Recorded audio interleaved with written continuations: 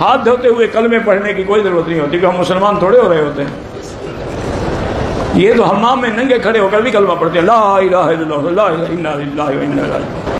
یہ کہتی ہے ہماری فیملی میں ایسا ہوتا ہے کہ جب کپڑوں کو کھنگالتے ہیں، نکالتے ہیں پانی سے، تو کلمہ پڑھتے جاتے ہیں تاکہ یہ پاک ہو جائیں. کیا حکم شرع ہوگا؟ اللہ تعالیٰ ہماری ایسی بہنوں پر بہرحال رحمت نازل فرمائے کہ جنہوں نے ایک نیا دین اپنے گھر میں وضع کر لیا اور انہوں نے اصل دین کو سیکھنے کی کبھی زحمت گوارہ نہ کی. اس لیے میں گزارش کرتا ہوں، آپ کے بڑے بہت بڑے ہوں گے، بہت اچھے ہیں، اللہ اگر وہ فوت ہو گئے اللہ ان کو جنت الفردوس میں اعلیٰ مقام عطا فرمائے، لیکن گھر کے بڑوں کا ہر کام صحیح ہو یہ ضروری نہیں ہے. ان کے کاموں کو بھی، ان کی سوچ، ان کے نظریات، ان کے اقوال، ان کے عادات و اطوار جو آپ میں سرایت کر کے نسلوں میں جا رہی ہے، اسے ایک دفعہ شریعت پر پیش کرنا ضروری ہوتا ہے. کپڑوں کی پاکی کا یا اسی طرح جنابت اتارنے کا، جو غسل ہم کرتے ہیں ناپاک ہوتے ہیں، اس کا کلمہ پڑھنے سے کوئی تعلق نہیں ہے ہی نہیں کوئی تعلق. کلمہ پڑھنے سے کیا ہوگا؟ پانی بہانے سے ہے. اگر کپڑوں میں نجاست ہے تو اتنا پانی بہائیں کہ وہ پانی اس نجاست کو اپنے ساتھ بہا کر لے جائے.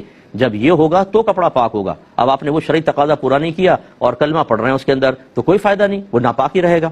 اور اگر پاک ہو گیا کلمہ نہ پڑھیں، اب کلمہ پڑھنے کی حاجت نہیں، کپڑا پاک ہو گیا. اور ناپاک کپڑوں کو پاک کرتے ہوئے کلمہ پڑھنا یہ تو ویسے ہی مطلب ہے کہ مناسب نہیں ہے، گندی چیزوں کے اوپر ایسے آپ پڑھ رہے ہیں، تو یہ اس کی کوئی حاجت نہیں ہے. صرف صحیح طریقہ سیکھنے کی ضرورت ہے، اور وہ صحیح طریقہ ہم سیکھتے نہیں ہیں.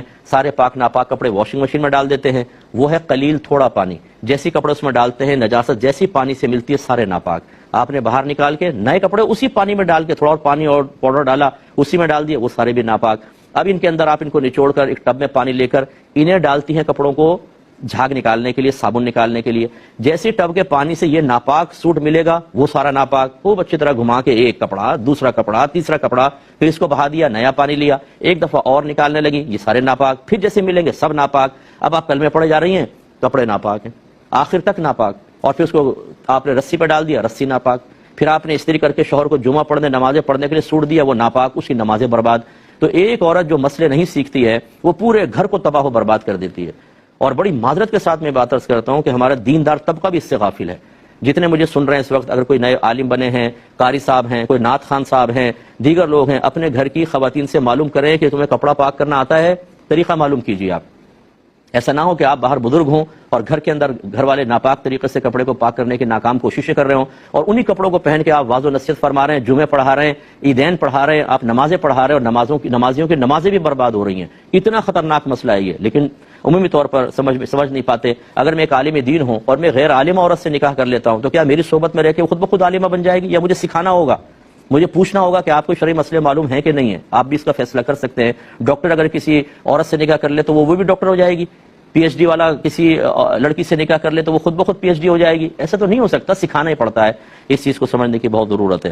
باطن کے میل کو دور کرنے کے لیے، غیر مسلموں کو اسلام میں داخل کرنے کے لیے تو بہت ہی مفید ایک جملہ ہے. لیکن اسی کلمہ پاک کو آپ تصور کریں، ایک بندہ بیت الخلاء میں ہے جہاں وہ بے لباس ہے، جہاں گندگی ہے، وہ گندگی کا مقام ہے. آپ خود سے سوال کریں کہ مقام گندگی میں جب انسان بے لباس ہو، کیا خیال ہے کہ کلمہ پاک پڑھنا کیا درست ہوگا یا نہیں؟ آپ اپنے ضمیر سے پوچھیں، تھوڑا سا غور کریں گے تو آپ کا ضمیر آپ کو یہ جواب دے گا. یہ قطعاً غیر مناسب ہے، یہ جائز نہیں ہونا چاہیے. ہو کلمہ پاک پھر بیت الخلاء ہو، یہ میچ کوئی سمجھ نہیں آتا ہے. لوگ کہتے ہیں ہم نے تو اپنے بڑے بوڑھوں سے سنا ہے، شروع سے پڑھتے آتے ہیں. پھر بعض لوگوں کو جب بتایا جاتا ہے کہ کلمہ پاک پڑھنا وہاں پر کوئی ضروری نہیں ہے تو وہ تعجب کا شکار ہو جاتے ہیں. کہتے ہیں پاک ہونے کے لیے کلمہ پاک پڑھنا ضروری نہیں ہے؟ ہم نے تو زندگی میں پہلی بار یہ مسئلہ سنا ہے. ہم تو شروع سے پڑھتے آ رہے ہیں، ہمیں تو شروع سے یہی بتایا جاتا ہے. غسل کرتے ہوئے کلمہ پڑھتے ہیں، استنجا کے بعد ہاتھ دھوتے ہیں کلمہ پڑھتے ہیں، کپڑوں کو دھوتے ہوئے کلمہ پڑھتے ہیں، کوئی چیز جیسے ناپاک پانی میں گر جائے اس کو دھوتے ہوئے کلمہ پڑھتے ہیں. تو بات یہ ہے کہ سوال یہ نہیں کہ شروع سے خاندان والے کیا کیا کہتے چلے آ رہے ہیں، سوال یہ ہے کہ قرآن و حدیث نے کیا کہا ہے. یہ کوئی دلیل نہیں کہ ہمارے بڑے برے جناب ہم نے تو شروع سے ہی بات سنی ہے. یہ تو ایک طرح سے کفار کا طریقہ رہا ہے کہ جب ان کو کہا جاتا کہ اسلام لے کر آئیں تو وہ کہتے ہم نے تو اپنے بڑے بوڑھوں کو دیکھا ہے، وہ تو شروع سے ان بتوں کے آگے سجدہ کرتے تھے، تو حضور آپ ہمیں کون سے نئے خدا کی دعوت دے رہے ہیں؟ تو یہ تو ان کا اعتراض ہے کہ جس کو کاپی کیا جاتا ہے اور ان کا انداز اپنایا جاتا ہے کہ یہ تو ہم نے نیا مسئلہ سن لیا جی. اس لیے علم نہ ہونے کی بنا پر ایسی باتیں کہی جاتی ہیں. اس لیے سب سے پہلی بات اگر غسل کی بات کریں تو غسل کرتے ہوئے انسان پھر بے لباس ہو اور بیت الخلاء ہو، یہ بالکل جائز نہیں ہے کہ گندگی کے مقام پر کلمہ پڑھا جائے. دوسری بات، استنجا کے بعد انسان واش روم سے باہر آتا ہے، وہاں اگر ہاتھ دھوتے ہوئے کلمہ پڑھ رہا ہے، چلیں وہاں گناہ تو نہیں ہے. اسی طرح کپڑے دھوتے ہوئے انسان یا کوئی بھی چیز پاک کرنے کے گھر سے جب انسان دھو رہا ہے تو اس وقت کلمہ پڑھ رہا ہے، چلیں اس وقت گناہ تو نہیں ہے.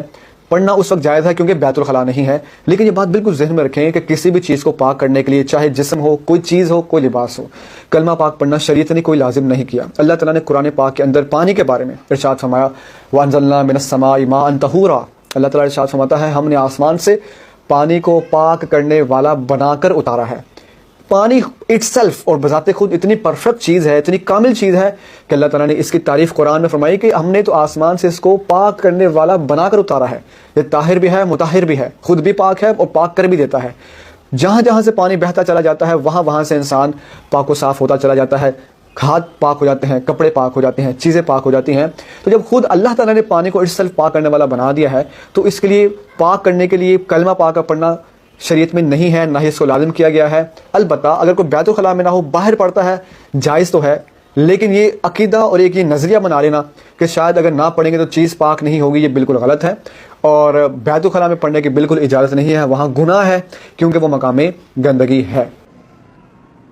ہاتھ پاک کرنے کے لیے 3 کلمے پڑھنا۔ جب ہم قضائے حاجت کے لیے واش روم جاتے ہیں تو ہمارے ہاتھ ناپاک ہو جاتے ہیں، کیا انہیں پاک کرنے کے لیے ہمیں پہلے 3 کلمے پڑھنے چاہیے؟ اس طرح غسل میں بھی ہمیں پاک ہونے کے لیے کیا پہلے 3 کلمے پڑھنے چاہیے؟ کیا یہ بات صحیح ہے؟ محسن صاحب سرگودا سے، یہ بالکل غلط بات ہے۔ کلمے کا ہاتھ کے پاک ہونے سے کوئی تعلق نہیں ہے۔ جب آپ واش روم جائیں صابن سے اچھی طرح ہاتھ دھو لیں یا مٹی پہ رگڑ دیں ہاتھ اور پھر دھو لیں، تو اس طرح وہ جرمز بھی مر جاتے ہیں، ہاتھ پاک ہو جاتا ہے۔ تو بس اتنا کافی ہے، یہ کلمے کا یہاں موقع نہیں ہے۔